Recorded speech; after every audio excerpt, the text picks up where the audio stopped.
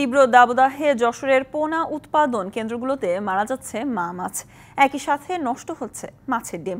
Hatchery মালিকরা জানায়, April মাসের শুরু থেকে যশোরে তীব্র দাবদাহ শুরু হওয়ায় পুকুরগুলোতে স্বাভাবিক তাপমাত্রা নেই। এতে ডিম থেকে পোনা উৎপাদন সম্ভব হচ্ছে না। কয়েক কোটি টাকা লোকসানের সম্মুখীন পোনা চাষি ও হ্যাচারি মালিকরা। যশোরে 40টি পোনা মাছের হ্যাচারির মধ্যে সচল 25টিও এখন বন্ধের পথে।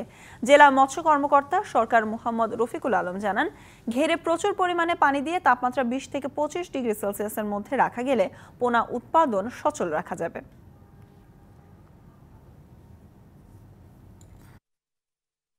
গরমের সময় এখন বর্তমান পুকুরের ভিতরে যে মাছগুলো রয়েছে, এই মাছের তোলার ময়লা আবর্জনা অক্সিজেনগুলো উপরে উঠে আপনার এই অক্সিজেন শর্ট করে মাছ মারা যাচ্ছে। অতিরিক্ত তাপদাহের কারণে মাছের পেটে ডিমও আসতেছে না, মেলেরও সমস্যা।